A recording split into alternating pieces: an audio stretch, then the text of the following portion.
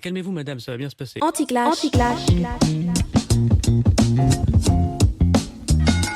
Je voudrais d'abord que vous vous calmiez, ce qui nous ferait plaisir. C'est rétrograde. Vous êtes dingue. Non, oui, je trouve ça normal que les gens puissent s'exprimer.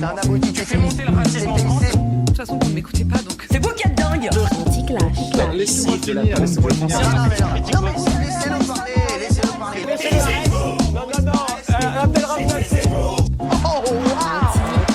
Bienvenue sur Anti-Clash, une émission qui va au fond des sujets polémiques sans tomber dans le clash. Une émission qui promeut le dialogue, même lorsqu'on n'est pas d'accord. Je suis Raphaël Tisblatt. Olivier Fourneau. Et Peter Barrett. Et nous sommes le samedi 7 février 2026 à la Maison de la Conversation, dans le 18e arrondissement de Paris. Et alors que nous entrons dans le cœur de la campagne pour les élections municipales, campagne qu'on a pu déjà qualifier d'un peu violente et dont on a pu regretter parfois qu'on y parle un peu trop des candidats, pas assez des Parisiennes et des Parisiens et de leurs aspirations. Voilà, il nous paraissait utile de proposer une émission de dialogue citoyen en présence de candidates et de candidats pour vivre concrètement la démocratie locale ici à Paris. Voilà, on est une vingtaine à peu près de participants qui venons de terminer un atelier de débat Census mené par Peter Barrett pour clarifier certains des enjeux de ces municipales et en tout cas y voir plus clair peut-être sur nos désaccords et nos accords et si possible essayer de construire ensemble une réponse commune à certains enjeux politiques. Alors on ne prétend pas que les participants ici ce soir sont représentatifs de tout Paris et encore moins nous les facilitateurs. Mais on va quand même inviter tout le monde à s'exprimer, notamment avec les candidates qui sont présents. Alors nous sommes donc en présence de Daniel Obono, qui est tête de liste pour le 18e arrondissement, pour le nouveau Paris populaire, pour la France insoumise. Nous sommes aussi en présence de Anne-Claire Boux, adjointe à la maire de Paris, en charge de toutes les questions relatives à la santé publique, élue écologiste et candidate aussi sur la liste d'Emmanuel Grégoire à Paris et d'Éric Lejoindre dans le 18e arrondissement. Merci à vous d'être là. Alors pour être transparent, nous avions demandé à d'autres candidats, d'autres listes, de venir aussi. Certains se sont excusés, d'autres n'ont pas donné de réponse. On ne va pas citer qui. Le délai était aussi assez court d'invitation. L'idée, comme toujours à Anti-Clash, c'est de ne mettre personne en difficulté, mais d'engager un dialogue constructif avec celles et ceux qui seront présents. Merci à vous tous et toutes d'être là. Juste quelques petites suggestions pour le cadre de cet échange. C'est un dialogue. On peut se poser des questions, dire notre avis. D'ailleurs, pas seulement aux candidates qui sont présentes, mais voilà, on est sur un pied d'égalité. Il n'y a pas d'estrade ici. On est tous assis en cercle. On vous propose de partager le temps de parole, évidemment, aussi. Donc, merci d'essayer d'exprimer vos questions et vos réflexions plutôt en quelques secondes qu'en quelques minutes, si possible. Peut-être qu'on sera un peu plus indulgente avec les candidates qui seront là, parce qu'on sait qu'elles ont des programmes aussi peut-être à partager, mais pas sûr, on verra. Voilà. Tout le monde est vraiment sur un pied d'égalité ce soir. On vous invite aussi à parler pour vous-même, autant que possible, d'essayer de... Voilà, on va parler de vivre ensemble, évidemment, dans la cité, mais on va essayer de ne pas parler pour les autres. On essaie de se poser des questions si on ne connaît pas les réponses, pas pour coincer les uns et les autres, si possible. Ça, c'est aussi des choses qu'on voit beaucoup, notamment dans les débats télévisés.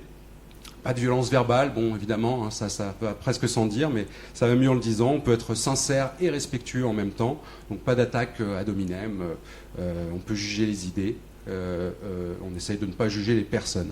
Et si on est heurté par quelque chose qui est dit, on le dit simplement. Voilà, je suis choqué par ce que j'ai pu entendre, je suis blessé, sans présumer forcément d'ailleurs de mauvaises intentions de la part de la personne qui a pu nous blesser. Est-ce que ça vous va, tout le monde ? Voilà, on est là pour apprendre les uns des autres, pour expérimenter un moyen de vivre et de dessiner ensemble la politique. Évidemment, les élections, c'est un processus compétitif. Mais on va essayer de donner un peu d'esprit collaboratif dans cette campagne. Et donc on invite les candidates qui sont là aussi à pas se focaliser simplement sur vos propositions, mais peut-être aussi à l'écoute des Parisiennes et des Parisiens qui sont ici ce soir. Et même en fait, pourquoi pas d'ailleurs, même de nous aider à faciliter cet échange. Voilà, s'il y a peut-être des propositions qui peut-être seront contradictoires, peut-être que vous pouvez aussi jouer ce rôle-là de facilitation, de peut-être de consensus. Pourquoi pas ? Voilà. Et juste dernière remarque, c'est un dialogue qui est lié aux élections municipales. Donc on va essayer de garder, c'est déjà des sujets qui sont riches, denses. On va essayer de ne pas déborder sur la politique nationale et internationale. Voilà, on va essayer de se focaliser sur les sujets liés à la ville et à la ville de Paris en l'occurrence. Alors, on ouvre tout de suite la discussion et n'importe qui peut prendre la parole. La question de base, c'est vraiment très large. Quelle ville voulons-nous pour aujourd'hui, pour demain? Qu'est-ce qui vous semble important? Alors on peut parler de services de proximité, on peut parler d'urbanisme, d'aménagement, on peut parler d'éducation, d'écologie, de sécurité. Bonjour, moi je m'appelle Marie. J'adore vivre à Paris, d'abord. Il n'y a pas une semaine sans que je me dise j'ai tellement de chance de vivre dans la plus belle ville du monde. Et donc pour moi c'est l'un des points qui est important, de se dire que Paris continue à être une ville qui fait rêver, dans laquelle il fait bon vivre. C'est une ville pas seulement pratique, dans laquelle on peut se déplacer facilement, mais c'est une ville qui continue à être belle et à faire rêver. C'est bien de commencer comme ça. Claire, moi je suis revenue vivre à Paris il y a 1 an. Je pense être la seule à avoir compris ma décision. Tout le monde m'a dit, mais comment tu peux revenir vivre à Paris ? Et avec beaucoup, beaucoup de bonheur. Et ce que moi, je voudrais formuler aussi, alors peut-être sous forme de question, et pour lancer le débat, parce que je trouve que le 18e est un bel exemple de mixité. Alors même s'il y a différents quartiers qui restent empreints à chaque fois d'une culture assez spécifique, je trouve qu'on a la chance de vivre dans un arrondissement qui favorise encore cette mixité sociale, ethnique, linguistique, culinaire, avec un mélange de touristes aussi, si on prend le quartier de Montmartre. Et comment on fait pour aller encore plus loin dans cette mixité, dans ce mélange des genres? Et voilà, ça serait mon ambition que j'aimerais pouvoir partager et construire.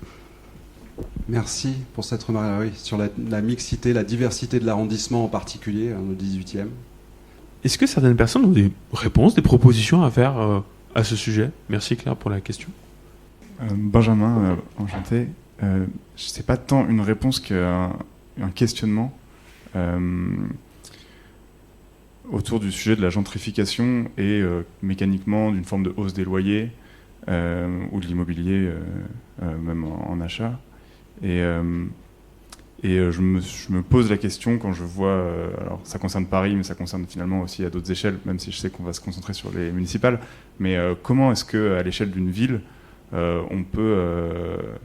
parce qu'il me semble que c'est un des axes majeurs pour préserver une forme de mixité, qu'il n'y ait pas toute une population qui en fait est obligée d'aller vivre un peu plus loin, parce que ça devient inaccessible en termes de prix, parce que les commerces changent, parce que les loyers sont augmentés. Mais voilà, c'est juste, j'ai une question là-dessus, et je me demande si on voit dans, je sais pas, les 10, 20 dernières années à Paris, si on voit qu'il y a des arrondissements qui s'en sortent mieux que d'autres, et pourquoi. Et donc j'aimerais bien traiter ce sujet en relation avec le sujet que vous avez apporté. Du coup, j'ai envie de compléter sur les beaux commerciaux. On voit beaucoup de commerces qui disparaissent, de commerces qui se répètent. On a un peu toujours les mêmes, etc. Donc en termes de mixité, de diversité. Et je suis vraiment étonnée par tous ces très beaux locaux qui sont vides et qui restent vides. Alors on part effectivement notamment sur cette question de la diversité, du défi de la gentrification et du logement et de l'immobilier en général, des beaux commerciaux. Ouais. Est-ce qu'il y a des réponses, des propositions? Alors Anne-Claire Boux. Alors bonsoir à toutes et tous. Alors, sur la question de la mixité, c'est vrai que si tout Paris et toute la France pouvaient être comme le 18e, je pense qu'on aurait bien moins de problèmes dans ce pays et dans cette ville, puisque en fait on se rend compte que l'un des seuls endroits où il reste encore ce lien social, ce vivre ensemble, finalement, c'est dans les quartiers populaires.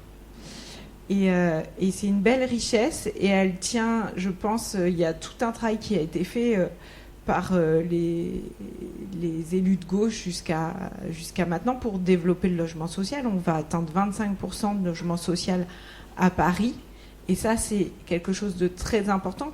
Parce que quand on fait du logement social, on permet à des personnes qui ont des revenus faibles ou modestes de pouvoir rester vivre à Paris.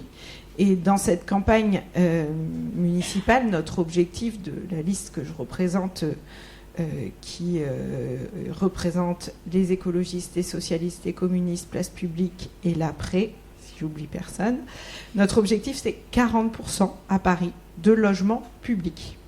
Donc logements sociaux et des logements à destination des classes moyennes qui ont du mal à rester vivre à Paris, puisqu'on voit que en fait, avec la spéculation immobilière, c'est pas seulement les plus précaires, mais c'est aussi des personnes, des soignants, des agents de la ville de Paris, dans les écoles, dans les crèches. Donc c'est pour ça que notre objectif, qui est un objectif très ambitieux, c'est-à-dire que 40% des logements de cette ville doivent être des logements publics pour permettre aux Parisiens et aux Parisiennes de rester vivre à Paris, quel que soit son niveau social. Et il y a un autre, pour moi, il y a un autre pilier de ce vivre ensemble, c'est les associations. Paris est riche de ces associations. Il faut savoir qu'un Parisien sur 3 est bénévole dans une association. Et donc là aussi, il y a eu toute une politique, et on le voit particulièrement dans le 18e, où on a beaucoup de quartiers populaires, où on a priorisé aussi le soutien aux associations dans les quartiers populaires. Comme Porte de Montmartre, où on est ici, avec le Petit Nez, qui est un café pour parents-enfants. Il y a Oasis 18 pour les jeunes. Voilà, il y a énormément d'associations dans le 18e qui permettent de faire d'accompagnement aux devoirs, qui permettent... Il y a le centre social de la Maison Bleue aussi, dans ce quartier, qui travaille aussi sur la question de la lutte contre l'isolement des seniors.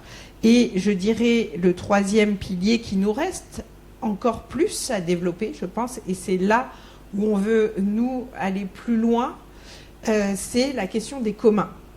Comment on développe des lieux communs, gratuits, où tout le monde peut venir se rencontrer. Ça peut être des communs comme ici.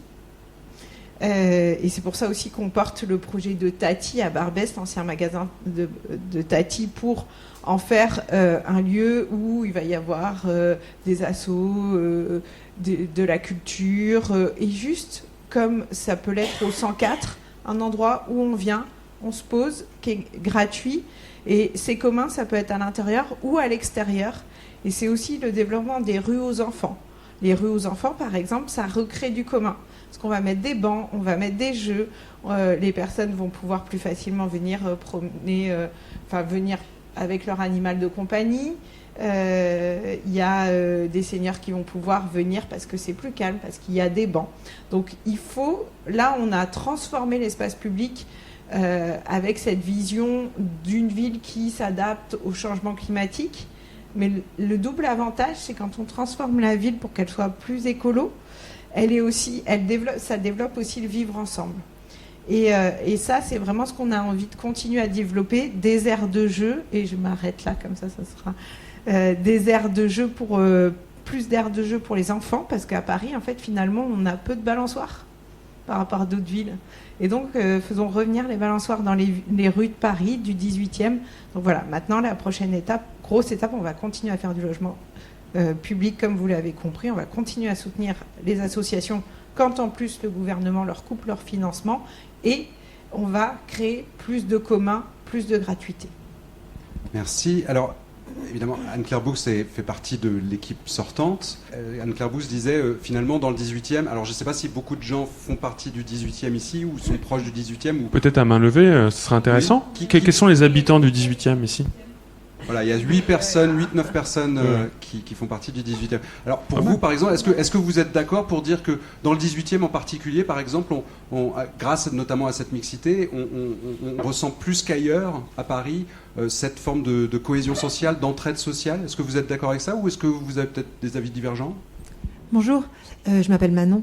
Oui, moi je trouve que dans le 18e, il y a, comme dans le nord-est parisien, mais bon, parlons du 18e, il y a une très forte culture de l'association, de création de collectifs, etc., qui se font de façon très spontanée et très efficace.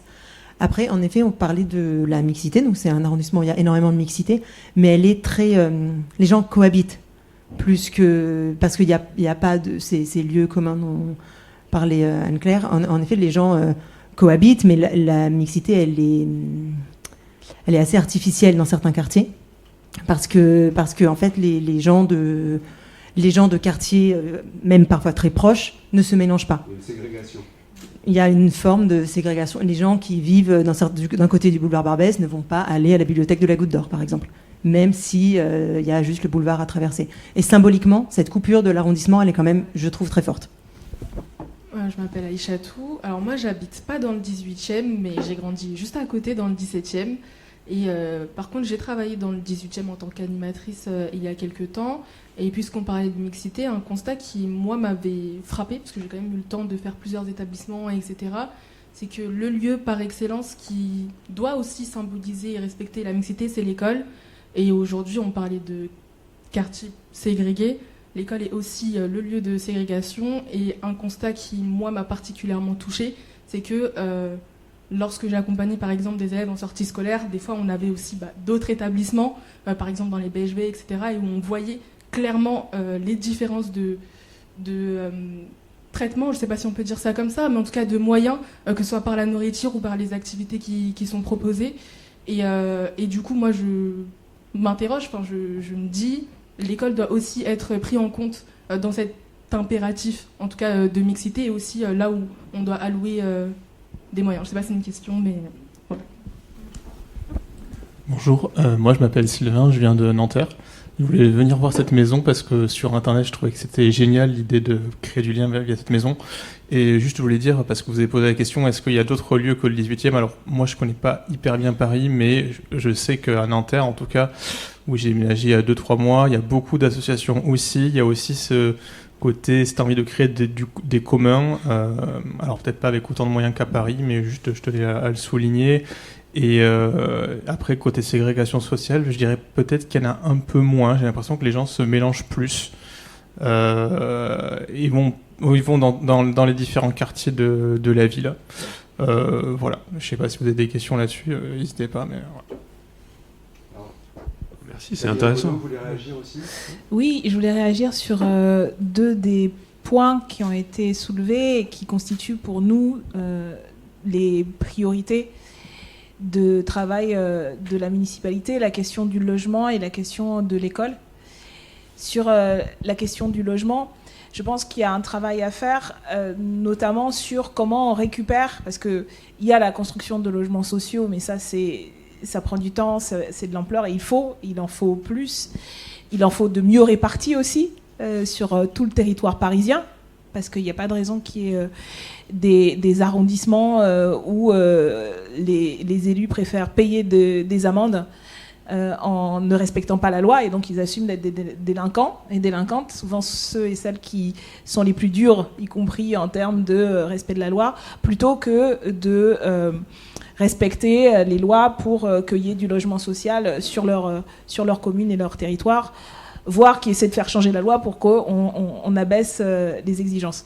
Donc je pense que ça, c'est un enjeu, mais puisqu'on est dans le 18e, on parle du 18e, il y a l'enjeu aussi de faire en sorte de récupérer des logements qui, par exemple, sont proposés à la location sur des plateformes numériques de manière illégale, alors que ça doit être plus encadré. Donc il y a un travail à faire justement il y a des milliers et des milliers d'annonces illégales de plateformes de location numérique,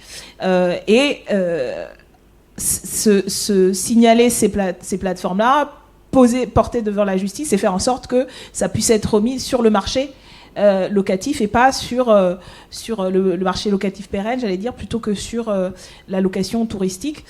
Ça fait partie des propositions que nous on porte, de créer une brigade du droit au logement qui serait justement chargée de faire ce travail, d'aller récupérer des biens locatifs sur le marché privé, mais aussi dans le marché public, de répondre à ce qui est un des enjeux pour beaucoup de locataires. Moi, en tant qu'élu au niveau national, un des sujets sur lesquels on est beaucoup interpellé, c'est la question des conditions de vie dans les logements, et notamment les logements sociaux, et les difficultés avec les bailleurs.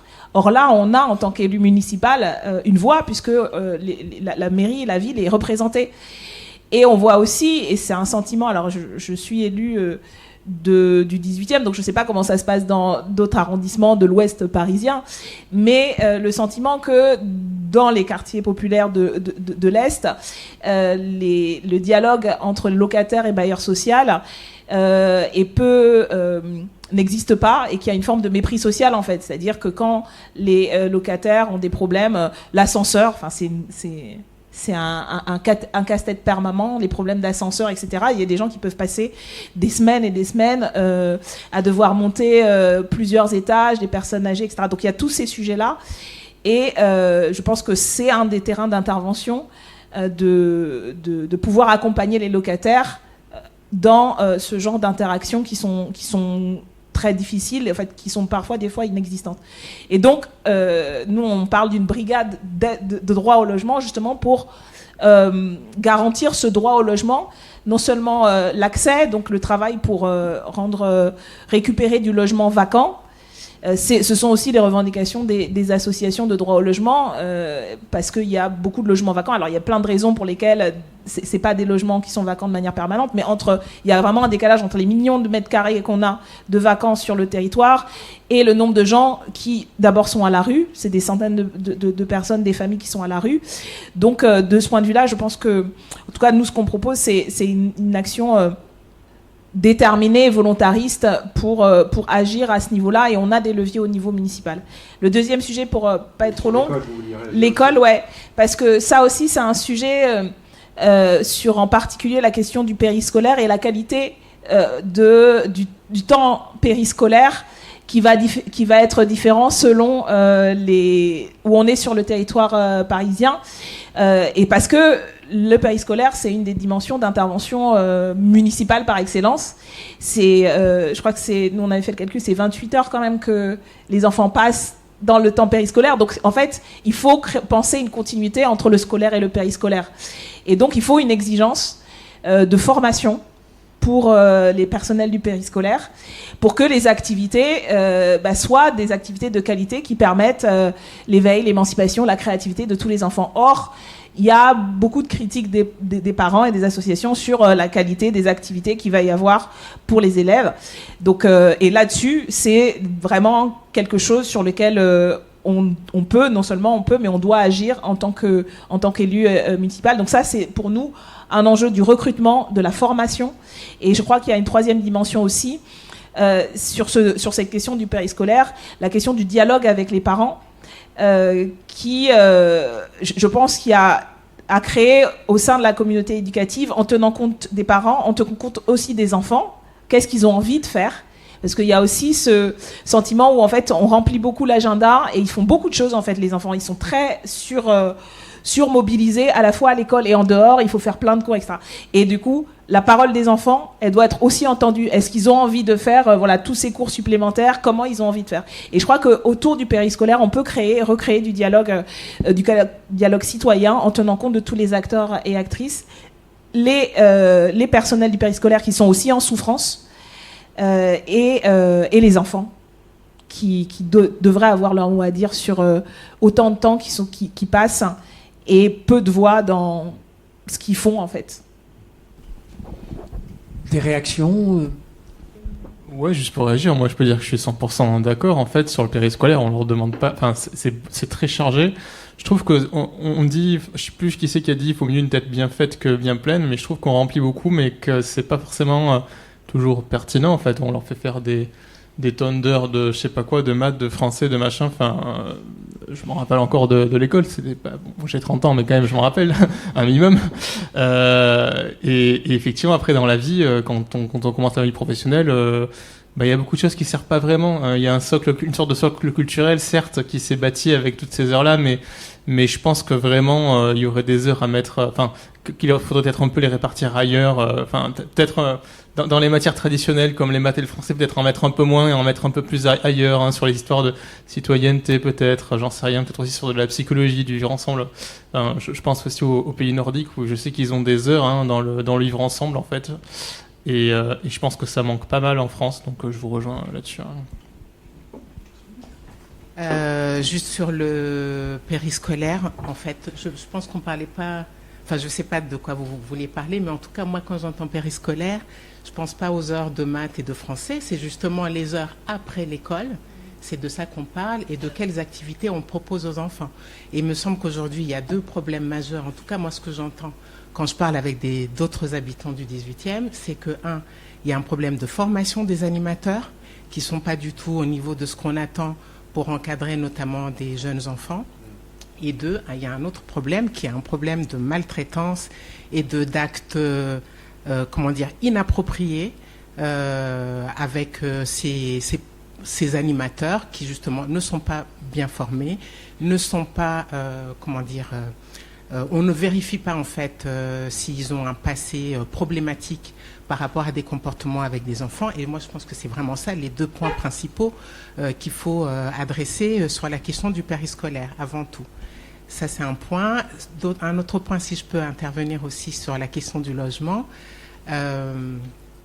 Moi, ici, avec d'autres personnes, parce que je fais partie d'une liste citoyenne pour les municipales aussi dans le quartier du 18e arrondissement. Vous ne vous êtes pas vraiment présenté. Voilà, je me présente. Donc, je m'appelle Afossa Ali, je fais partie de cette liste. Mais là, j'étais sur le périscolaire, c'est un peu parti comme ça parce que j'avais l'impression qu'on allait sur d'autres, qu'on dérivait un petit peu du sujet. Et je suis sur la liste de Ayodele Ikwessan, qui est élu actuellement dans le 18e arrondissement. Et nous, on est sur une liste citoyenne de gens du quartier. On n'est pas des politiques professionnels, mais on vit ici. Pour certains, on est ici, on a nos enfants ici. Voilà, donc on se sent concerné par la vie locale et la politique locale. Et sur le logement, nous, on a des permanences actuellement pour les habitants.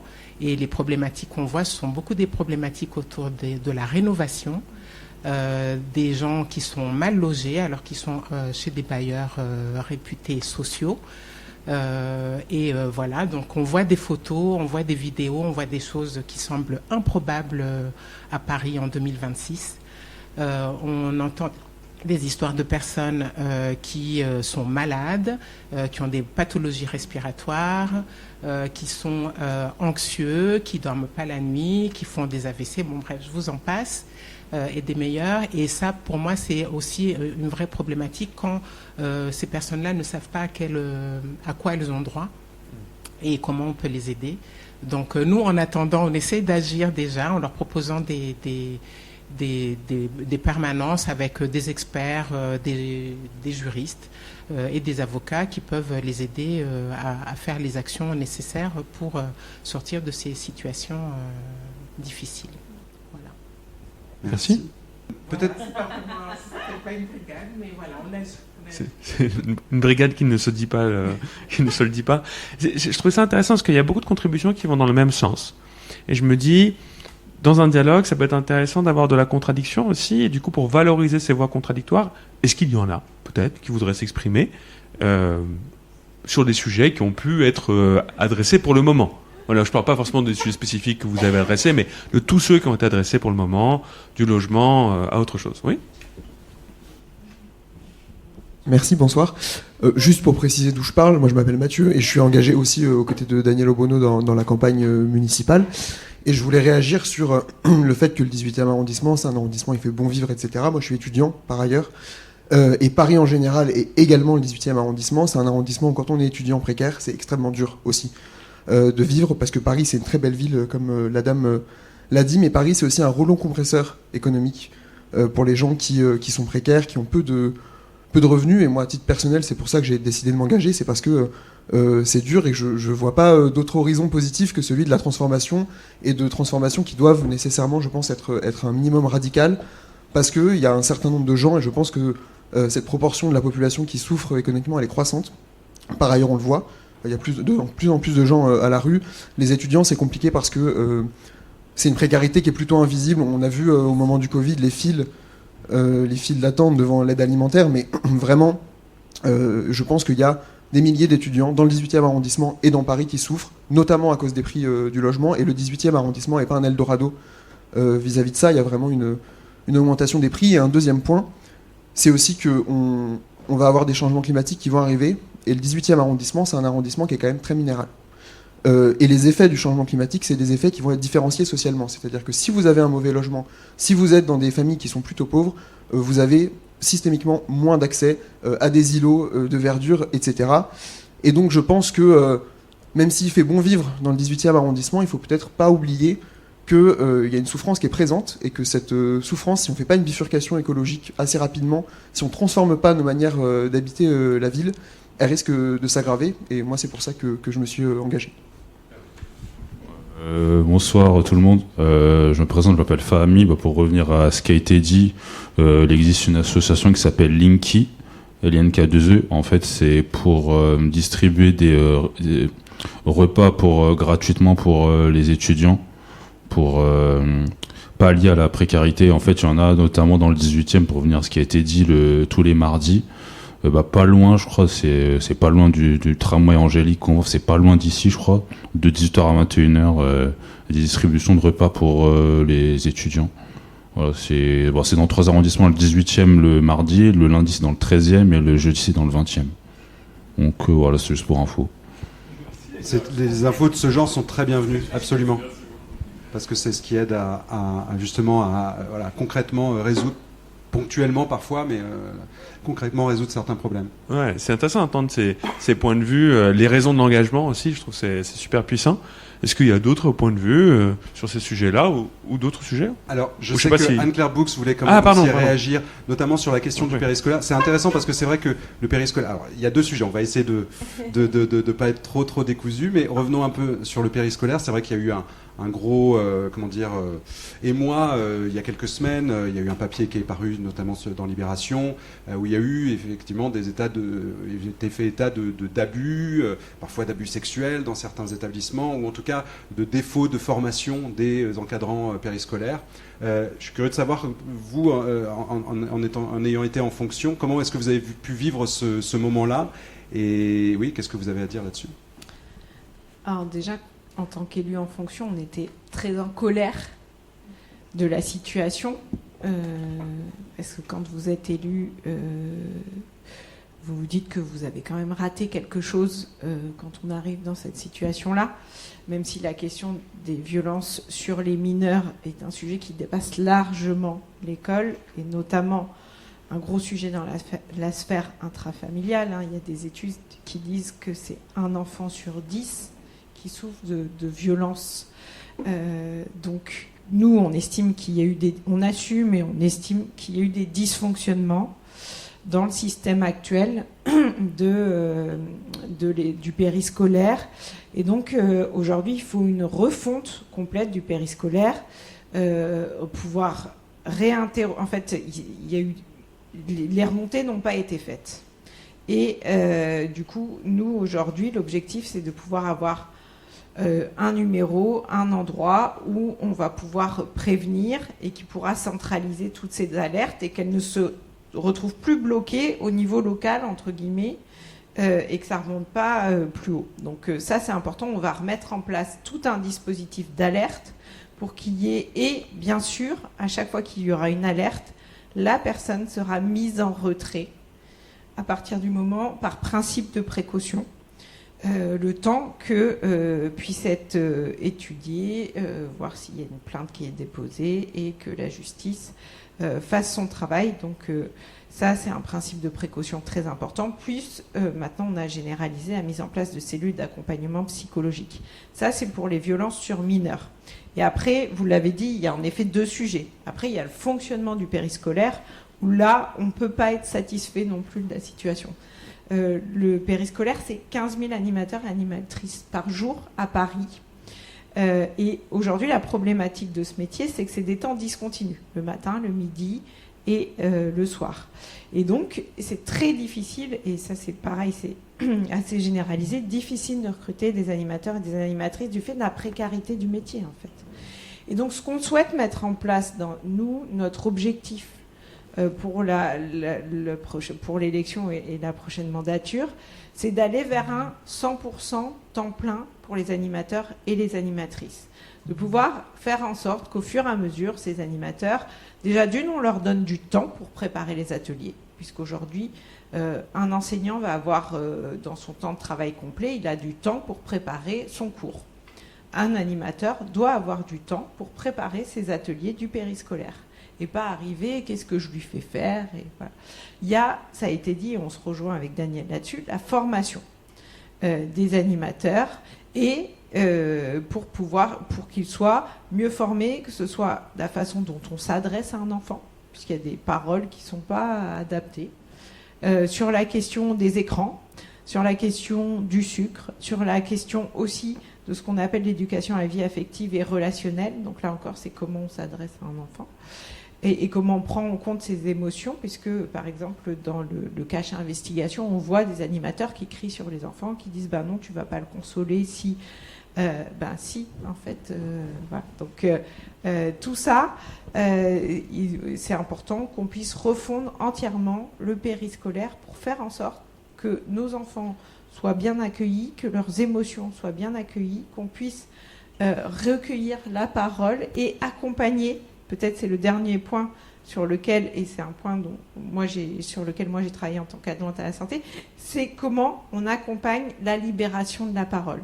Et dès la maternelle, on peut apprendre, et là on est en train de mettre en place en urgence des ateliers dans les maternelles où on va pouvoir apprendre aux enfants, c'est des règles toutes simples qu'on est tous en capacité d'apprendre aux enfants, quelles sont les parties intimes qu'on n'a pas le droit de toucher, que d'expliquer les personnes, voilà, sans être dans quelque chose qui devient quelque chose d'angoissant pour l'enfant. En fait, comme on apprend plein de règles aux enfants, on leur apprend à pas passer, traverser la route au feu rouge. En fait, aujourd'hui, cette question d'apprendre aux enfants quelles sont les parties intimes, qui a le droit de toucher, dans quelles circonstances, les parents quand ils font prendre le bain, mais telle personne, elle, n'a pas le droit de toucher.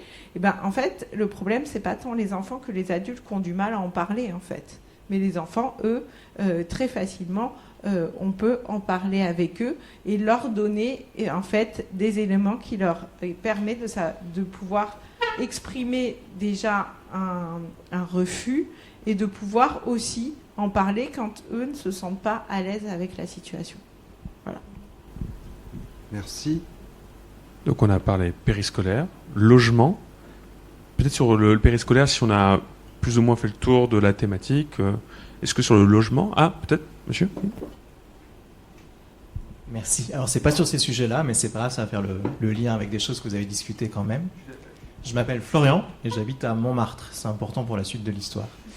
Non, je voulais faire le lien avec des choses que vous avez mentionnées, comme la libération de la parole, où vous avez parlé du fait d'écouter les enfants sur le périscolaire qui pourraient avoir des choses à dire, et faire le lien avec un autre sujet dont vous parliez vous, qui était l'impact écologique qu'il va y avoir avec le réchauffement climatique sur le quartier. Et il y a un sujet au sein de Montmartre qui a beaucoup fait parler ces derniers temps, c'est la question du plan Embellir votre quartier.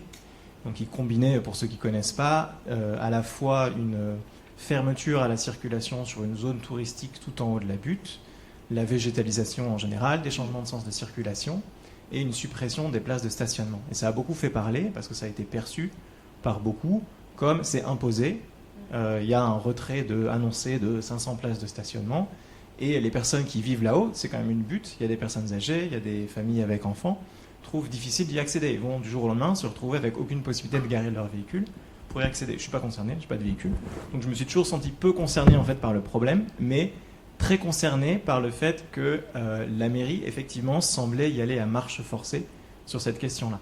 Et donc moi la question derrière tout ça, c'est indépendamment des sujets, indépendamment des avis qu'on peut avoir sur est-ce que la mesure est bonne ou pas, dans quelle mesure est-ce que vous comptez à l'avenir, et donc vous considérez acceptable et pertinent d'associer les habitants aux prises de décision qui les concernent, et donc plus précisément sur quel sujet est-ce que vous pensez qu'il faut ouvrir l'écoute, c'est-à-dire ouvrir la parole aux habitants et prendre en compte leur avis, sur quel sujet on leur impose des décisions, sur quel sujet c'est consultatif, et sur quel sujet il y a de la vraie négociation, discussion avec eux et prise de décision en commun. Et sur tout ça, du coup, par quel type de dispositif vous compteriez passer pour pouvoir faire émerger cette parole des habitants? Est-ce qu'on réorganiserait des événements comme ça, par exemple? Voilà, donc c'est une question plus générale parle souvent du fait que les politiciens souffrent sont très mal vus par la population en général et que le niveau municipal est assez immunisé contre ça. Il reste un attachement à la personnalité du maire parce qu'on le croise au quotidien. Et donc, est-ce que c'est pas justement le bon niveau pour expérimenter des dispositifs plus proches des habitants, et comment est-ce que vous compteriez faire ça Alors, il y a une question directe donc à la candidate et aux deux candidates sur la démocratie locale, en fait. Oui. Comment est-ce qu'on fait vivre cette démocratie locale dans le 18e et puis à Paris en général? Daniel Obono. Je voulais revenir sur ce que vous avez raconté du débat sur la piétonisation et l'embellissement, parce que je trouve que c'est un exemple intéressant. Tout le monde serait a priori d'accord pour dire qu'il faut moins de voitures. Moi, je suis pour qu'il en ait moins, etc. Mais la question, c'est justement comment, en tout cas, nous, l'approche qu'on a de qu'est-ce que c'est une écologie populaire, c'est-à-dire l'idée que ça peut pas se faire contre les gens ou aux dépens des gens, ou alors faut que si il doit y avoir en fait des contraintes supplémentaires, faut qu'elles soient acceptées en fait, et que le niveau de contrainte soit acceptable, qu'il y ait des contreparties suffisantes. Et donc, moi, je pense que à moyen terme, et pour tout ce qu'on a dit, ce qui a été dit sur la question qu'il faut moins de voitures, et il y a eu des choses qui ont été faites par ailleurs à ce niveau-là, mais précisément, il faut que ce soit quelque chose qui soit créer une adhésion à ça. Et encore une fois, si les gens vont avoir un certain nombre de contraintes par l'arrêt de la voiture, il faut compenser en disant, ben voilà, on va s'engager à ce que, comment on facilite la vie des gens et qu'on ne la rend pas plus difficile. Donc je pense que c'est un cas d'école, puisqu'en plus il y avait eu une concertation, et en fait les gens avaient dit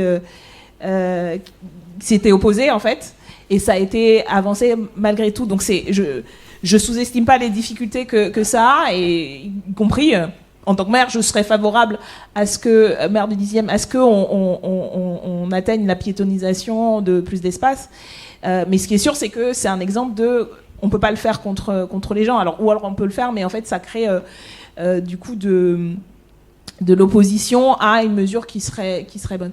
Pour moi, l'enjeu, c'est y compris comment on écoute ce que ça signifie en fait, sur qu'est-ce que ça va signifier de plus avoir d'accès par la voiture pour les personnes âgées, pour les familles avec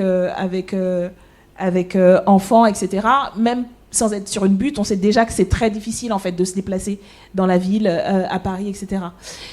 Et donc partir de là, et partir de comment on fait pour avoir moins de voitures et en même temps une mobilité plus facile pour les gens. Et donc à avoir ce débat-là, je crois qu'il faut donner plus de pouvoir en vérité aux instances de délibération locales, comme les conseils de quartier, qui en fait sont des endroits en soi, en théorie, très utiles, et qui devraient être en fait les terrains de préparation de ce genre de changement, mais qui, malheureusement, dans beaucoup d'endroits, sont un peu vidés, et les retours encore... on faisait des porte-à-porte et on discutait là dans le cadre de la campagne. En fait, les gens, ils croient pas, en fait. Ils pensent que, voilà.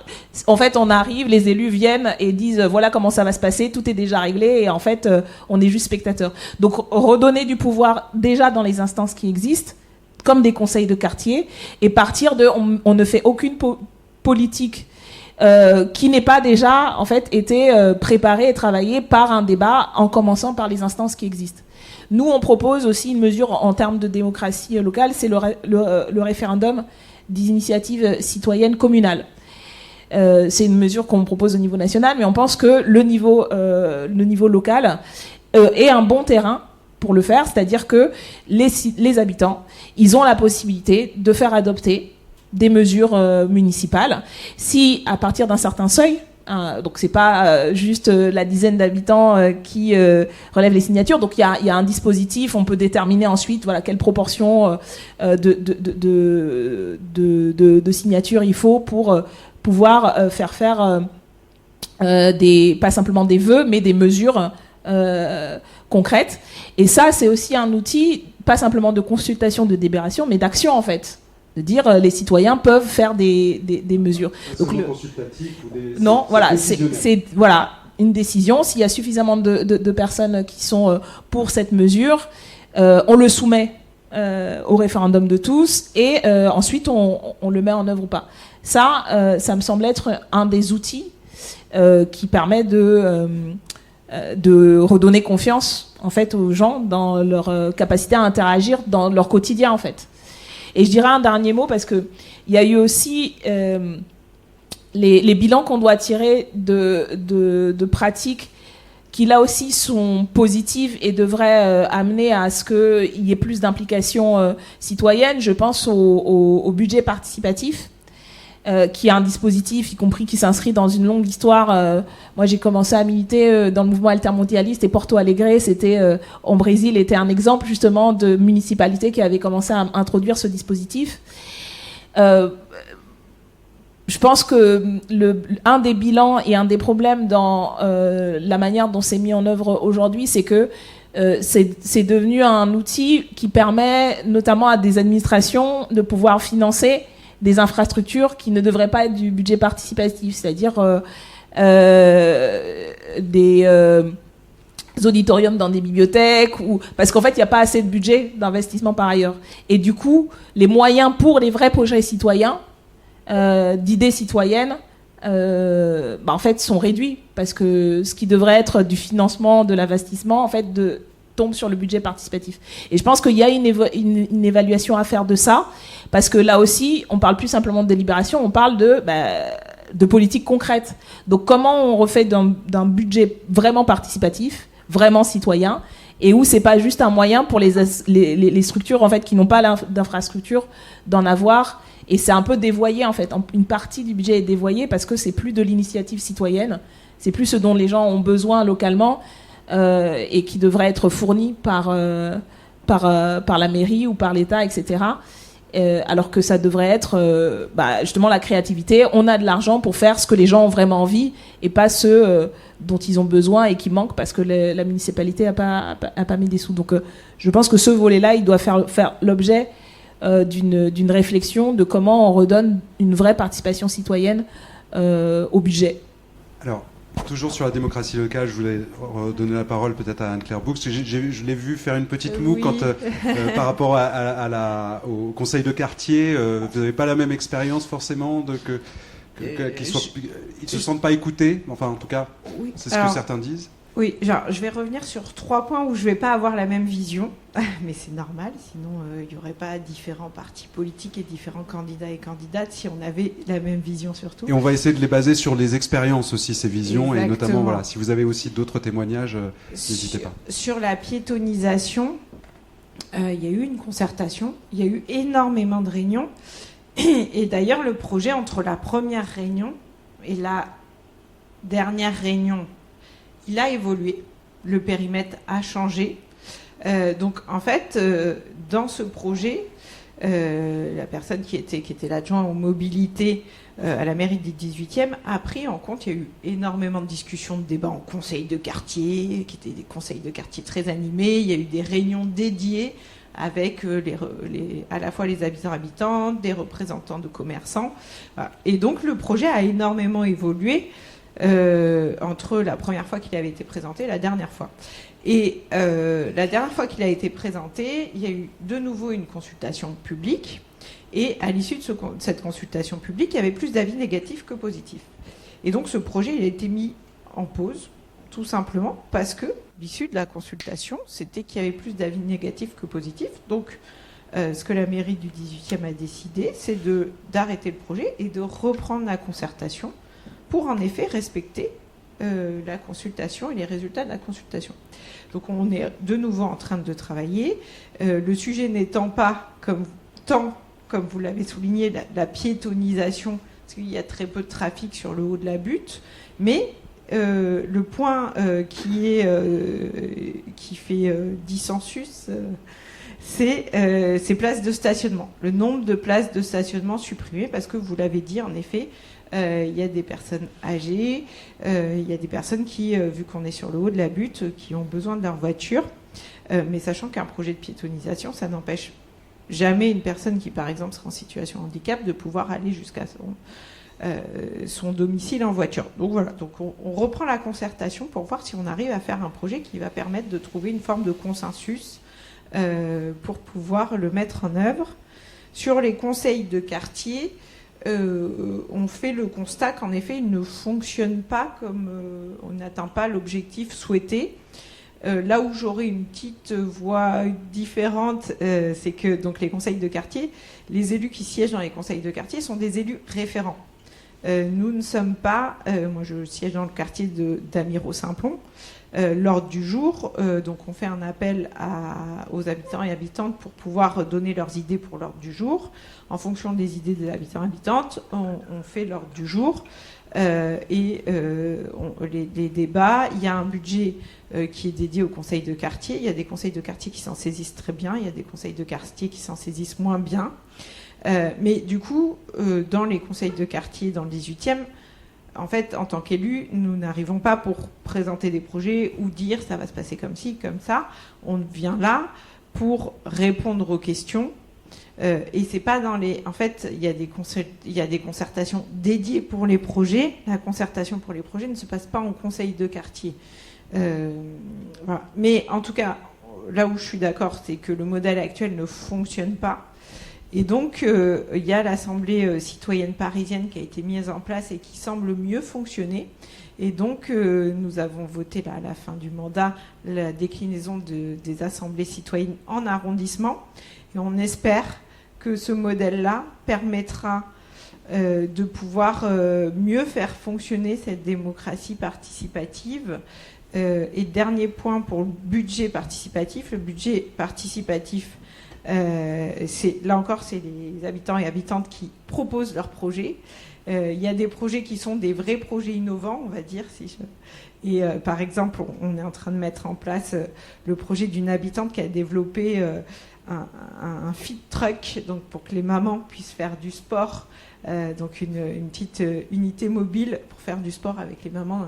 Et il arrive parfois, en effet, qu'il y ait des projets qui soient des projets qui sont aussi des projets que nous, on aurait pu prendre en compte dans un plan de rénovation, mais du coup, c'était pas forcément à ce moment-là prévu.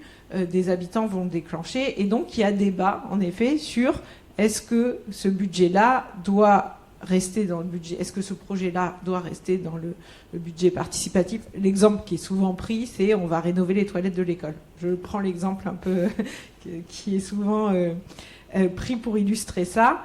Est-ce que la rénovation des toilettes de l'école, du coup, on le rebascule dans le budget école, ou est-ce qu'on le laisse dans le budget participatif, et sinon ça permettrait d'autres projets. En fait, aujourd'hui, le sujet, et il faut que le budget participatif soit en effet que pour des projets innovants. Le sujet aujourd'hui, c'est plutôt la capacité qu'on a à mettre en œuvre assez rapidement ces budgets participatifs. C'est un des sujets, parce qu'on met trop longtemps entre le moment où le budget participatif, enfin le projet est déposé, validé et ensuite déployé. Il est là, mais aujourd'hui, il y a des projets qui, en effet, sont des projets qui pourraient être financés par d'autres parties, mais il y a aussi énormément de projets qui sont des projets innovants qui sont financés avec le budget participatif. Donc, on peut faire mieux.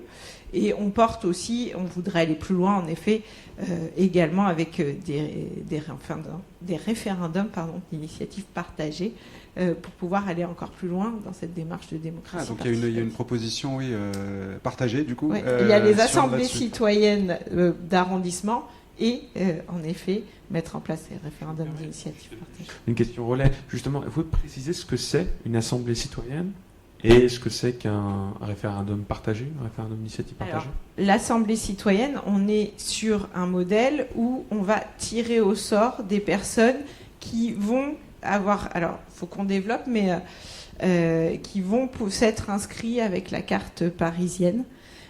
Donc après, nous, on fait aussi de l'aller vers, ce qu'on fait aussi sur le budget participatif, pour aller chercher des personnes, pour les inviter par exemple, sur le budget participatif dans les quartiers populaires et notamment dans le 18e, on a des associations qui vont accompagner les collectifs d'habitants pour essayer de faire foisonner ces projets. Donc en plus, on met en place des dispositifs d'aller vers.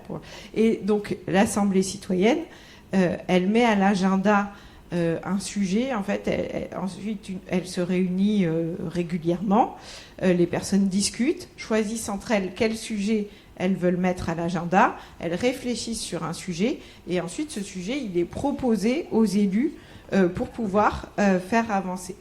Le référendum d'initiative locale, là, c'est plus des Parisiens qui vont pouvoir se saisir d'un sujet, le proposer, et ensuite il va être mis au vote. Okay, donc comme ce que voilà, nous proposait. Tout à fait. Voilà. C'est des fonctionnements qui se complètent. Le référendum d'initiative partagée, on va souvent être sur un sujet assez précis.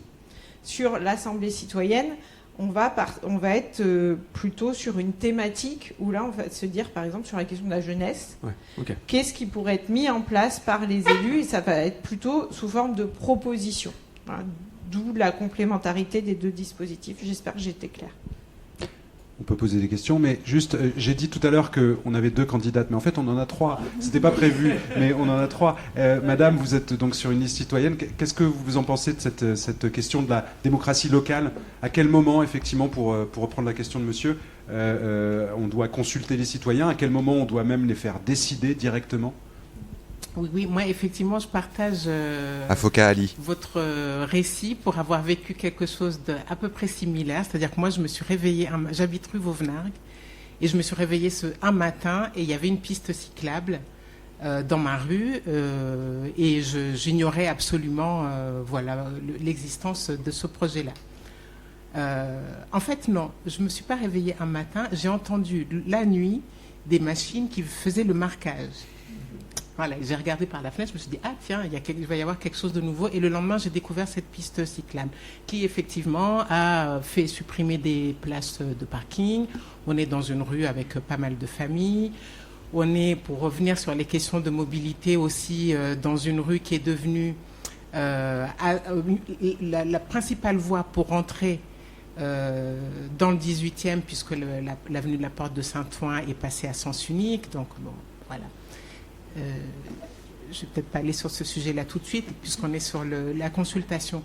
Et moi, en fait, ce que je voulais dire, c'est que je ne pense pas qu'il y ait un défaut aujourd'hui d'instance pour qu'il y ait des consultations. Effectivement, il y a les conseils de quartier. Là, vous parlez d'autres dispositifs. Je pense qu'en fait, ce qui est difficile, c'est pour des gens qui travaillent, qui n'ont pas toute la journée, qui ont des gros horaires, qui n'ont pas la possibilité de participer à ces instances-là, parce que c'est toujours un peu les mêmes personnes qui vont défendre leur rue aux écoles, leur rue piétonne et leur piste cyclable. Au détriment peut-être d'autres qui ont des besoins de mobilité, qui doivent rentrer chez eux ou partir tôt le matin, bosser, bon, bref. Donc nous, ce qu'on imagine plutôt, c'est effectivement, vous parlez d'aller vers, mais vraiment d'aller rencontrer les personnes. Si on a l'idée d'un projet dans un endroit, vous dites que vous allez soutenir les associations qui ne bénéficient plus des subventions de l'État. Effectivement, je suis d'accord avec vous, les associations, c'est un bon relais, mais il faut vraiment aller voir les gens, ne pas craindre le porte-à-porte en soirée, le moment où les gens sont chez eux, disponibles pour déjà informer des projets, parce qu'en fait, bon, moi ça m'a fait rire, le truc de la piste cyclable, c'est pas très grave, c'est un tronçon de 30 mètres, mais je pense qu'il y a enfin, c'est une bonne illustration en fait de ce que ça peut faire quand on n'est pas informé tout simplement de ce qui se passe dans son quartier, parce qu'on n'a pas la disponibilité ni le temps pour aller à ces réunions qui se tiennent en journée, aux horaires normales de bureau. Voilà ce que je voulais ajouter. Merci. Donc je partage une réflexion qui me traverse en vous écoutant et qui rejoint le dernier propos de Madame. C'est vrai qu'il faut une vraie envie, une vraie volonté, un vrai désir, une disponibilité en fait pour faire partie de ces groupements.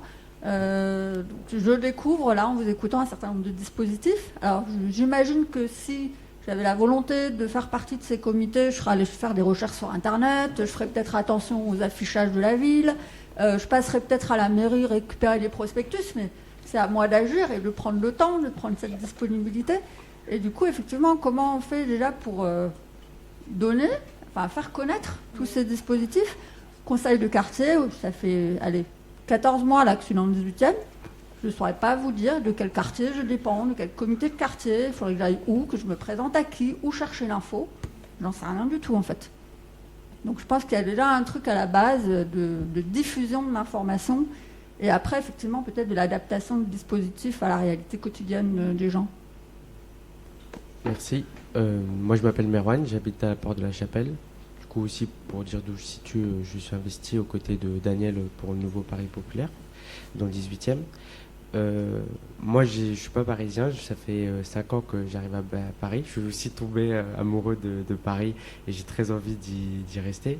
Mais pour autant, je n'ai pas une vision non plus que belle, que jolie du 18e. Je vois aussi qu'il y a des choses qui m'attristent énormément, la pauvreté, les personnes à la rue, c'est des choses qui m'inquiètent, et que c'est ça aussi ce qui m'a donné envie de m'engager comme beaucoup de monde.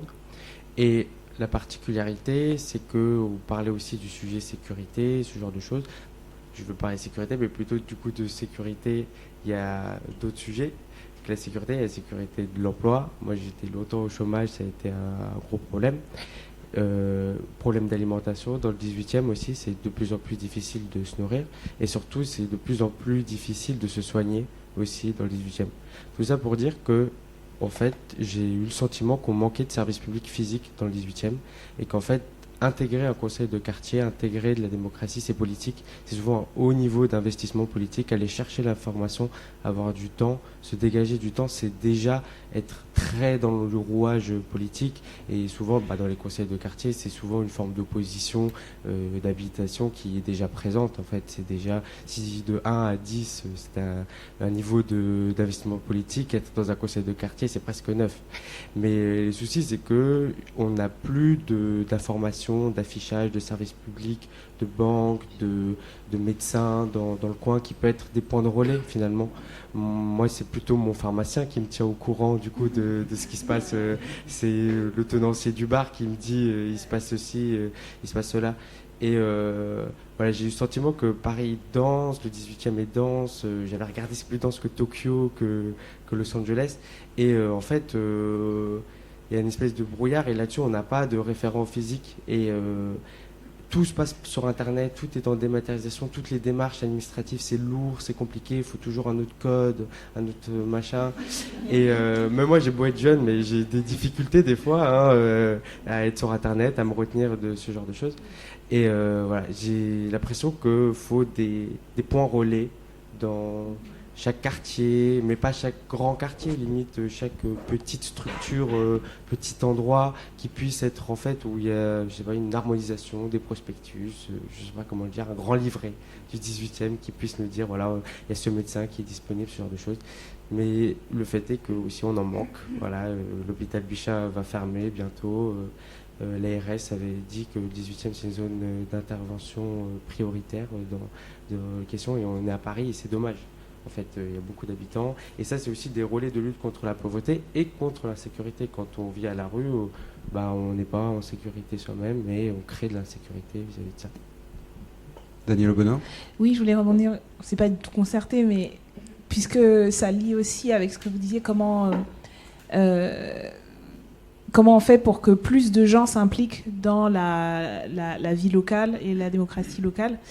Et le fait d'avoir des marqueurs physiques, il y a un sujet que nous on porte et sur lesquels on va revenir à la fois pour interpeller les autorités locales actuelles et puis comme un projet, c'est la question de l'affichage libre. Parce qu'en fait, on est dans un environnement urbain où l'environnement est saturé en fait de messages visuels, etc., privés, de marchands, commerçants, et il n'y a absolument plus ou très peu d'espace d'expression libre où justement on peut voir ce qui se passe dans le quartier, ce qui passe, etc. Et c'est un sujet démocratique, notamment parce que la loi prévoit qu'il y ait, en fonction de la population dans un territoire, une commune, un certain nombre d'espaces d'affichage libre, associatifs, politiques, etc. Et je pense que ça participe, et ça participerait à ce que, d'abord, je pense qu'il faut réduire la publicité marchande, commerçante, mais ça c'est de manière plus générale sur les questions de pollution visuelle et d'incitation à la consommation, etc.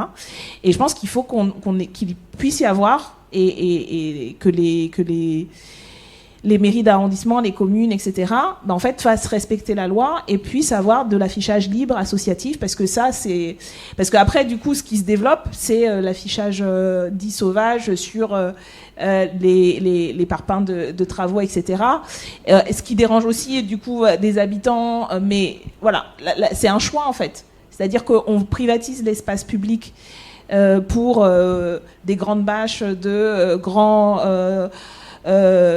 entreprises de luxe, en plus, outre le problème de la publicité, de la consommation et de l'hyperconsommation, mais l'expression citoyenne, l'expression politique au sens large, c'est pas simplement partisan, mais de dire, voilà, si vous avez une annonce, une association, un collectif qui veut faire quelque chose, veut parler au plus grand nombre, bien sûr il y a les réseaux sociaux, mais voilà, pouvoir avoir un endroit où on va mettre ici, il va se passer ça. Et je pense que ça, c'est un enjeu, et c'est quelque chose que nous, on porte pour développer les espaces d'affichage libre et associatif, de respecter la loi et en fait faire réduire l'espace marchand et la privatisation de l'espace marchand et redonner de l'espace public libre et d'expression publique dans la ville, en fait, dans ce qui nous entoure. Et je pense que c'est un vrai sujet, en fait, de démocratie et d'information. Et pour aller vers les gens, ils sont dehors, en fait. Et ils devraient pouvoir avoir aussi une information municipale, locale, citoyenne, associative à portée de regard. Alors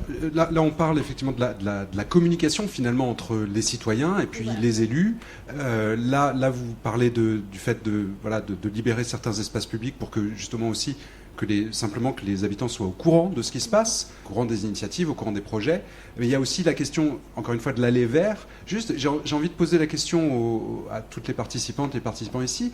Est-ce que vous avez déjà eu l'expérience justement d'agents municipaux ou de la mairie qui vont vers vous et qui vont vous poser des questions? Est-ce que c'est une expérience que vous avez déjà eue et si oui, est-ce que vous êtes prêté au jeu? Est-ce que vous avez fait cet échange? Parce que j'imagine que c'est pas forcément facile de faire cet aller vers. Des gens ils sont dehors, effectivement, ils n'ont pas forcément le temps. Toujours, on se dit mais qu'est-ce que c'est? Ils veulent me faire signer quelque chose ou quoi? Quelle est votre expérience vous de ça?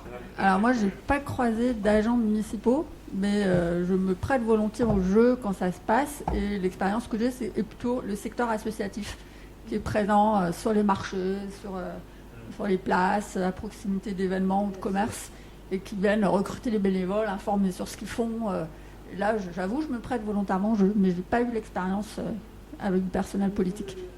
Moi, j'ai pas l'expérience non plus. C'est pas forcément pour répondre, mais plus partager une interrogation que moi j'ai, parce que depuis tout à l'heure, on parle d'aller vers, de démocratie, etc.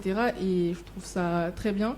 Mais je pense que pour toutes les personnes qui sont là aujourd'hui, et pour les personnes qui sont concernées par les conseils de quartier, etc., ça leur semble naturel, voire logique d'avoir voix au chapitre, etc. Sauf que dans le 18e aussi, il y a plein de jeunes qui ont un rapport assez méfiant vis-à-vis de la politique institutionnelle, qui s'en défient, qui ne veulent pas en entendre parler. Qu'est-ce qu'on fait concrètement pour faire en sorte qu'ils se sentent concernés par cette question, que ça les concerne finalement, et qui en subissent aussi malgré eux les conséquences de leur désintérêt? Claire Brooks, vous avez envie de réagir? Oui, parce que ça fait écho à une initiative que j'ai menée avant d'être adjointe à la santé. J'étais adjointe en charge de la politique de la ville. Et en fait, on a fait une convention citoyenne des quartiers populaires. Et donc, on s'est en effet appuyé sur les associations pour proposer autour d'elles à des personnes dans les quartiers populaires d'être volontaires pour cette convention citoyenne. On a ensuite tiré au sort parmi ces personnes en ayant une représentativité. Donc on a accepté les mineurs, donc une représentativité d'âge, de milieux sociaux, de répartition géographique sur tout Paris. On a rémunéré cette convention citoyenne. On avait proposé une garde d'enfants, c'était le week-end. Donc, et du coup, ça a donné quelque chose. Tout le format était horizontal, y compris moi en tant qu'élue. J'étais assise sur une chaise et pas debout en tribune. Et j'ai le souvenir d'un jeune à la fin qui nous a dit, moi clairement, je suis venue parce que c'était rémunéré. Et en fait, j'ai adoré ce qui s'est passé, cette expérience. Et j'ai pu proposer des choses. Et donc, ça a donné lieu à un plan qui a été voté en Conseil de Paris. Et cette anecdote était...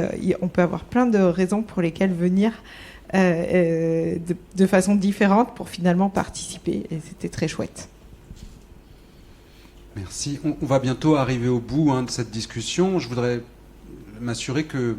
Est-ce que quelqu'un a quelque chose sur le cœur, une question qu'on n'a pas eu le temps de se poser ou une idée qu'on n'a pas eu le temps de partager? Merci, bonjour, Annick. J'avais deux choses. Alors voilà, merci beaucoup pour tous ces échanges. C'est juste que voilà, je voulais pas non plus vous couper la parole. Il y avait deux sujets. Le premier, c'était sur le logement.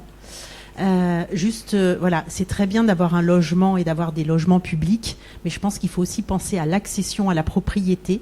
Et je voulais juste, voilà, je ne sais pas ce qui existe sur le 18e, mais voilà, je sais qu'il y a un dispositif qui est plutôt très innovant, qui s'appelle le bail réel et solidaire.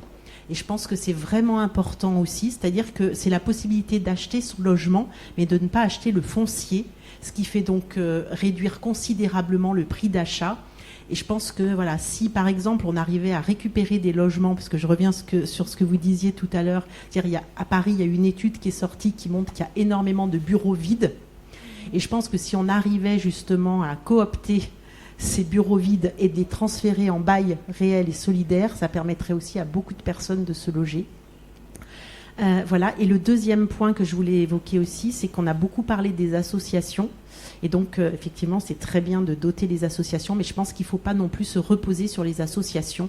Et je pense qu'il faut réinvestir aussi dans le débat public le fait que les mairies, les municipalités ont des responsabilités, l'État en a, les régions en a, parce qu'on a quand même une succession d'institutions en France qui a plutôt tendance, j'allais dire, à diluer ce qu'il y a à faire. Et franchement, en tant que citoyen, quand on a un problème, savoir si on doit s'adresser à la mairie, à la région, à la communauté de communes, franchement, c'est très compliqué. Et je pense que ça mériterait d'être un petit peu plus clair pour les générations futures, voilà, qui, si on ne veut pas qu'elles se désengagent du politique, comprennent un peu plus ce dont il s'agit. Daniel Obono.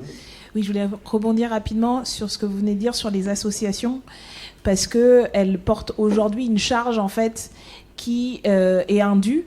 Je rappelle que le principe des associations, c'est que les gens ils puissent décider eux-mêmes et s'associer pour décider de ce qu'ils ont envie de faire. Et de plus en plus, pour pouvoir être financées y compris, elles se retrouvent à faire ce que le service public ne fait plus, et en plus en concurrence les unes avec les autres, c'est les appels à projets, etc. Et donc c'est une manière de flécher l'activité des associations. Donc je pense que la question du financement des associations, pour qu'elles puissent décider de ce qu'elles aient envie de faire, et pas de là où il faut combler les trous. Et ça, bon, c'est pas juste le niveau communal, local, mais bien sûr le niveau national. Mais je pense que c'est effectivement important de pas faire reposer sur les associations tout le poids en fait du lien social et de la construction sociale. La question des services publics, la présence physique, y compris des services publics, est pour moi un enjeu important. Je voulais juste répondre vite rapidement, puisque vous avez abordé la question de la jeunesse, des jeunes. Et alors on pourrait faire un débat rien que sur ça, mais je crois que c'est aussi c'est un enjeu. Je crois que le cadre, on va dire, d'appréhension le plus rapide, c'est au niveau de l'école, et donc dans les cadres de formation. Et comment est-ce que on crée une communauté éducative localement où on peut impliquer la jeunesse et les jeunes en formation, et donc il y a un travail d'intervention à faire là-dessus. J'avais, parce que c'était une interpellation qui m'a été faite sur les jeunes dans, par exemple, l'accès au stage et l'accès à la professionnalisation. Là, il y a vraiment un gros problème. Voilà, il y a, pour pouvoir faire des stages, en plus, on leur impose maintenant, dès la seconde, le fait de faire des stages, etc. Et en fait, on leur dit, vous allez sur un site internet, un jeune, une solution, et puis débrouillez-vous. Alors que tout le monde sait que, notamment pour les stages, il faut avoir un réseau, en fait. Et si vous n'avez pas de réseau, vous n'aurez pas accès à des stages dont vous avez envie, et vous allez devoir vous replier, voilà, sur des choses moins intéressantes pour vous, en tout cas dans ce que vous avez envie de faire. Donc pour moi, c'est un des enjeux et une des propositions que je porte, c'est la création d'une bourse au stage. qui serait un lieu où, et c'est fait à Paris, dans un arrondissement, dans le 10e arrondissement, je crois, et c'est un bon exemple d'un endroit où, y compris, c'est une manière d'impliquer en fait les jeunes et dire en fait c'est un sujet qui vous concerne, sur lequel vous avez des difficultés, on va vous aider à trouver les stages que vous avez envie dans le 18e et au-delà du 18e. Et donc voilà, pour moi, la question de la jeunesse, c'est par les associations, par l'école, mais aussi par la formation et l'entrée dans la vie active, et donc les accompagner aussi et être présents. Et je pense que peut-être ça les engagerait plus à s'intéresser à ce qui se passe, parce que autour d'eux, on les accompagne et ils ont un écosystème en fait public sur lesquels ils peuvent compter. Et donc voilà. Merci. Je crois que Anne-Claire Boux voulait juste réagir rapidement sur la question du logement. Je voulais réagir en effet sur le BRS. Donc l'objectif, c'est en effet donc le fait de pouvoir accéder à la propriété à 5 000 € le mètre carré, qui est moitié du prix actuel. Donc ça, en effet, on va continuer. On veut proposer 10 000 logements supplémentaires. Et donc, quand on disait 40% de logements publics, c'est transformer des bureaux en logements, c'est continuer à préempter des logements, notamment quand il y a des logements qui sont dans un mauvais état, pour pouvoir en faire des logements sociaux, et construire, mais construire deviendra une part infime, puisqu'il faut adapter la ville au changement climatique. Et aussi, vous avez parlé des compétences. Donc il y a en effet un certain nombre de compétences que la ville n'a pas, mais sur lesquelles elle est régulièrement interpellée. Je pense à l'hébergement d'urgence, et donc du coup Emmanuel Grégoire porte le fait de créer 4000 places d'hébergement pérennes, qui normalement relèvent de la compétence de l'État, mais on a 3500, plus de 3500 personnes à la rue, notamment des familles. On le vit dans le 18e, donc on a décidé de prendre sur nous.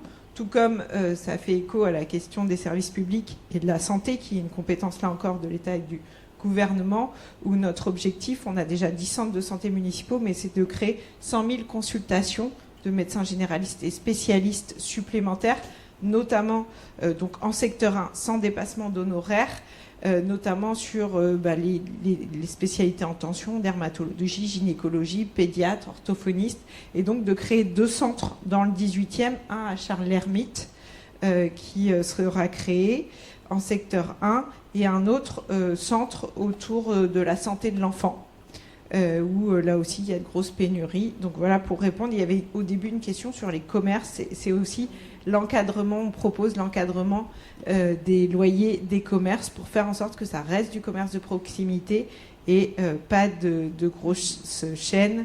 Et parce que je trouve que dans le débat, c'est bien de répondre à toutes les interpellations. Si je peux me permettre de finir avec, il y a eu un moment la question on s'y retrouve pas dans les aides, et la difficulté pour les jeunes. Parfois, c'est vrai que donc notre souhait, c'est de mettre en place un guichet unique pour mieux s'y retrouver, et quelque chose sur lequel on parle beaucoup de ce qu'on appelle l'électronisme, c'est-à-dire la difficulté à servir des outils numériques. On pense souvent aux seniors, mais en fait, ça touche énormément les jeunes qui savent très bien swiper sur les réseaux sociaux, mais qui ont du mal à faire des démarches administratives. Et donc, on veut continuer l'aller vers, et on souhaite que ces guichets uniques soient vraiment tournés vers les personnes qui sont les plus éloignées, qui ont le plus de mal à servir des outils numériques. Voilà, parce que ça me tient à cœur de répondre aussi à toutes les interpellations, en espérant ne pas en avoir oublié. Et du coup, un mot aussi... Oui, le troisième candidat. Avocat Ali. La parole un instant. Alors, je suis arrivée en retard, désolée, donc j'ai pas toutes les questions en tête, mais je voulais répondre à mademoiselle sur la question de l'implication des jeunes, parce que si j'ai bien compris, en fait, sa question, c'était pas tant qu'est-ce qu'on propose aux jeunes pour les aider à s'insérer, etc. Ce qui sont des vrais sujets, hein, mais son point, ce que j'ai entendu, c'est vraiment comment on fait pour que les jeunes s'impliquent en politique, et puissent devenir vraiment acteurs de leur communauté. Et là-dessus, nous, en fait, on est très sensibles à ce sujet-là, et c'est pour ça que on a fait une liste citoyenne, parce qu'on sent bien qu'il y a quand même une espèce de désenchantement sur les partis politiques, à tort ou à raison, mais en tout cas, il est là et il existe. Et nous, ce qu'on veut promouvoir, effectivement, c'est de pouvoir dire que chacun peut être acteur vraiment de ce qu'il vit localement. Et le mouvement qu'on défend, c'est un mouvement aussi de parité sociale, c'est-à-dire qu'on veut vraiment que les personnes qui vont être amenées à être aux manettes de la localité, de cet arrondissement, soient représentatifs aussi de la population de l'arrondissement. Et dans ce sens-là, on participe à un certain nombre de collectifs qui réfléchissent à ces questions-là pour justement faire en sorte que les gens se sentent plus concernés parce que mieux représentés. Donc voilà, donc vraiment, n'hésitez pas à venir nous voir pour débattre sur ce sujet-là. On a plein d'idées, on est aussi ouvert à écouter les vôtres. Rappelez-nous le nom de votre liste. Le 18e, c'est nous. Le 18e, c'est nous. Voilà. Merci. On va commencer à clôturer vraiment cette discussion. Merci beaucoup. Peut-être juste comme ça à la volée, est-ce que vous avez quelque chose que vous retenez de cet échange ? Oui, alors bonsoir. Moi, c'est Fahmi. Alors, ce que je retiens, que c'était hyper intéressant, c'est qu'il y avait plein de points de vue de chacun. Et ce qui est bien, c'est que même si la plupart ne sont pas totalement d'accord, ça permet de s'écouter les uns les autres avec classe et sans jugement. Donc, voilà. Parfait, merci. Inaïssa, du coup, moi, ce que je retiens en fait de cet échange, c'est vraiment que c'est important en fait pour chacun et chacune, enfin les habitants du coup de Paris, de pouvoir s'exprimer. On n'en a pas trop parlé. Mais finalement là, en fait, tous dans cette salle, on sait s'exprimer entre guillemets, on maîtrise en fait les codes de la prise de parole en public, ce qui n'est pas le cas de beaucoup de jeunes aujourd'hui, en particulier de milieux populaires, ce qui rend en fait leur engagement en politique très très difficile. Et donc quand on parle par exemple du fait qu'ils se sentent concernés parfois, mais en fait, pour des faits d'autocensure, pour le fait de ne pas maîtriser les codes de la prise de parole en public, ils ne vont pas, par exemple, venir à des réunions telles que celle-là, ou alors ils vont venir et ne pas prendre instinctivement la parole. Donc je pense que, Aïchatou l'avait peut-être pas dit, mais du coup, nous, on vient de l'association Graines d'Orateurs 93, et c'est un peu notre combat, on va dire, de transmettre les codes de la prise de parole en public à tous les jeunes de milieux populaires, quoi. Voilà. Merci. Donc je salue vraiment cette initiative. Et merci d'avoir soulevé ce point qui est très important, effectivement. Il y a des angles morts et il y a évidemment, encore une fois, la représentativité n'est pas du tout parfaite, y compris ce soir. Et juste pour rebondir à ce qu'elle vient de dire, je pense que ça fait écho à ce qu'on disait tout à l'heure sur le fait que les associations comblent les trous et les lacunes de l'école, de l'éducation nationale, qui laissent un peu les élèves à l'abandon par rapport à l'art oratoire. Et donc, c'est uniquement le milieu social dans lequel va évoluer l'élève qui va faire en sorte qu'il puisse avoir les codes ou non. Et donc, ça crée des inégalités. Et c'est pour ça qu'on est là, c'est pour essayer de pallier ces inégalités. Mais l'école, normalement, devrait être celle qui fait en sorte que tous les élèves aient ces codes dès le plus jeune âge, parce que ça commence dès l'âge, même avant l'école primaire. Et aujourd'hui, c'est pas fait. Et donc c'est pour ça que Graines d'Orateurs 93 existe. Mais on espère qu'un jour l'association disparaîtra et que l'école sera celle qui aidera les élèves dans ce sens. Voilà. Merci. L'implication des citoyens et l'allée verte. Allez vert, allez verte. Je voulais, voilà, je vous laisse faire ça. Je sais pas pourquoi. D'autres mots de la fin? Oui. Oui, ce que j'ai aimé aussi, c'est que la diversité des propos ont toujours ramené le fait que voilà, on n'est pas, on a notre point de vue personnel par rapport à notre histoire, mais en fait, voilà, on n'est pas tous pareils. Et donc, voilà, c'est important de le rappeler à chaque fois. Voilà, on peut aimer Paris et s'y sentir bien, mais aussi on peut aimer Paris, s'y sentir bien, mais ne pas forcément avoir les mêmes moyens. Et on vit forcément pas pareil. Et ça, je pense que c'est important. Et je pense que c'est aussi ce qu'on dit quand on parle de diversité. C'est aussi et de faire en sorte qu'il y ait le plus d'équité possible.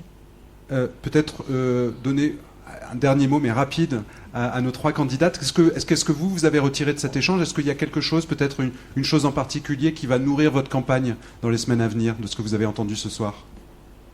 Ah ben tout ce qui a pu être dit est extrêmement utile en tant que candidate et candidat, mais en tant que, j'allais dire, bon, moi je suis élue aussi à l'Assemblée, donc ce sont des choses qui alimentent mon travail de toute façon, et qui donnent envie qu'il y ait plus d'espace de ce type-là, et qu'on ait les moyens, et que on se donne les moyens pour que ce qui se passe ici puisse se passer ailleurs. Mais en fait, ce qui se fait aussi, parce que c'est vrai que à côté, il y a un centre social qui fait ce travail-là tout le temps.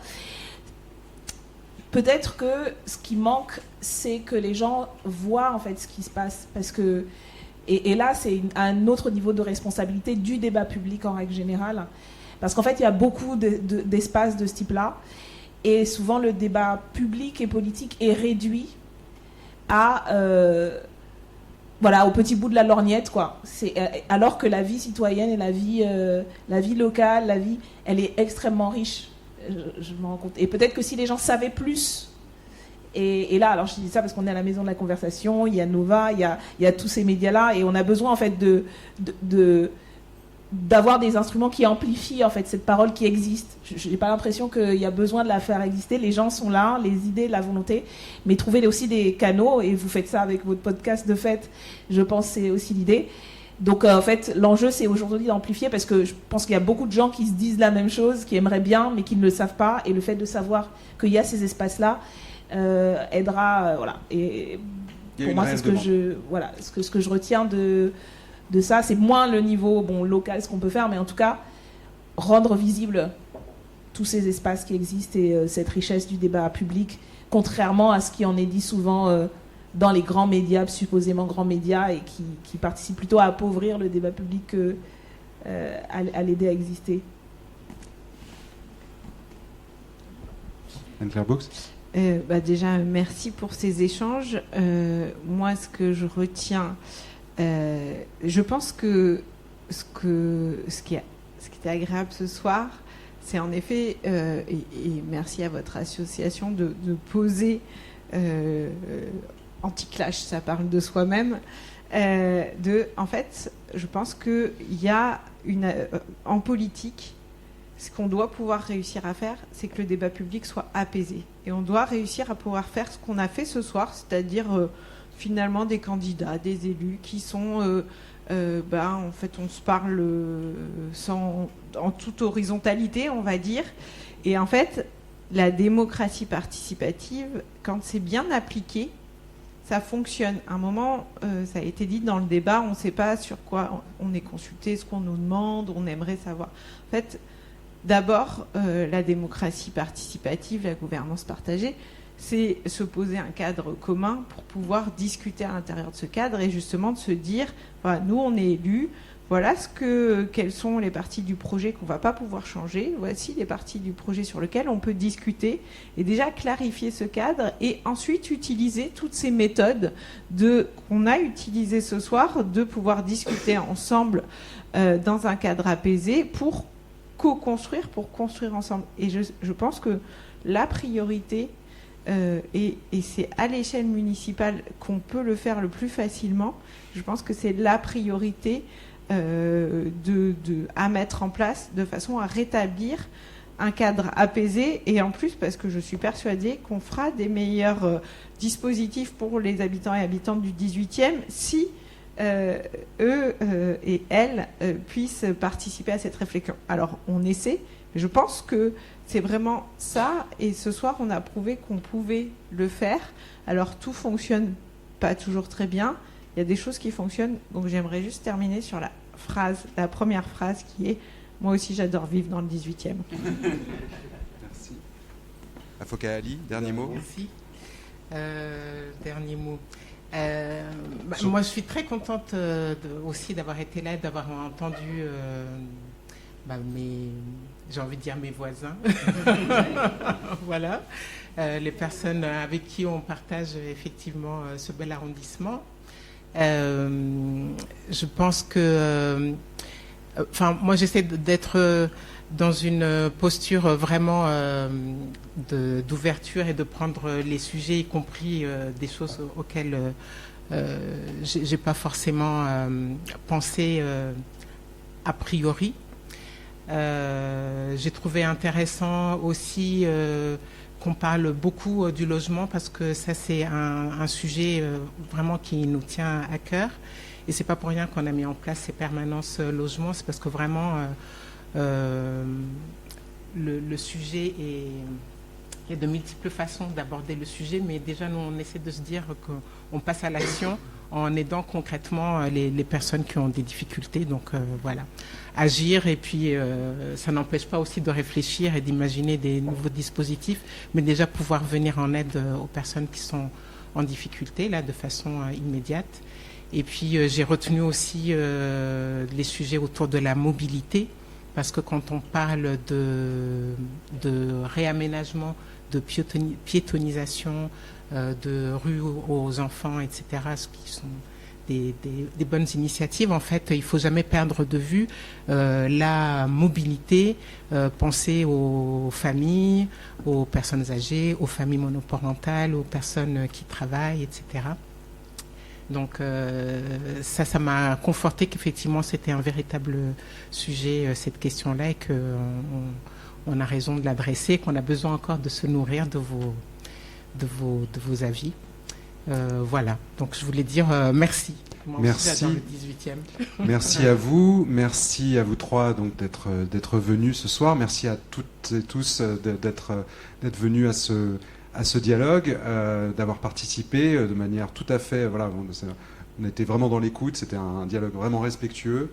Et rien que pour ça, ça a de la valeur, je pense.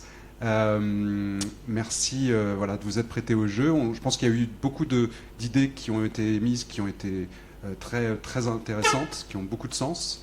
On espère que ça pourra effectivement nourrir votre campagne. On espère aussi que d'autres candidates et candidats écoutent ce podcast et pourront aussi s'inspirer de certaines des idées qui ont été émises ce soir. Merci, et n'oubliez pas de voter donc les 15 et 22 mars prochains pour élire vos représentants parisiens.